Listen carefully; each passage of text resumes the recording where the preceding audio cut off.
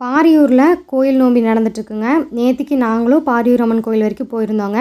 நாங்கள் போகும்போது கரெக்டாக தேர் வந்து வெளியே வந்துட்டு இருந்துச்சு.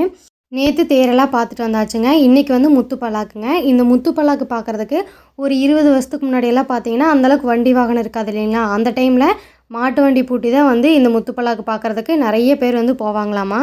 நிறைய கடை வந்துருந்துச்சுங்க. பார்க்குற எல்லா கடையுமே வந்து பிளாஸ்டிக் ஐட்டம் தான் இருந்துச்சுங்க. நானும் மண்பானை கடை இருந்துச்சுன்னா அங்கே ஏதாவது பொருள் வாங்கலான்னு தான் நினச்சி போயிருந்தேன். ஆனால் ஒரு கடை கூட இல்லைங்க. நேற்றுக்கே அந்தளவு கூட்டமெல்லாம் இல்லைங்க. ஓரளவு தான் கூட்டம் இருந்துச்சு. அந்த தேர்கிட்ட தான் வந்து அதிகமான கூட்டம் இருந்துச்சு. சனிக்கிழமை ஞாயிற்றுக்கிழமைனா கொஞ்சம் நிறைய கூட்டம் வரும்னு நான் கேள்விப்பட்டேன். இந்த சின்ன தேர் பார்த்தீங்கன்னா கோயிலோட ரைட் சைடில் ஒரு சிவன் கோயில் இருக்குங்க. அந்த சிவன் கோயில் பக்கத்தில் இந்த தேர் வந்து இருந்துச்சு.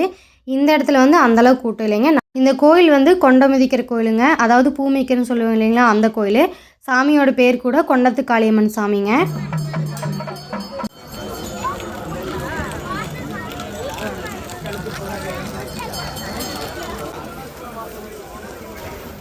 நாங்கள் கோயிலுக்கு வரும்போது தேர்கிட்ட இருந்த கூட்டத்தை விட இப்போ கொஞ்சம் கூட்டம் அதிகமாகிடுச்சுங்க. டைம் ஒரு 5:30 6 மணி ஆயிடுச்சுங்க.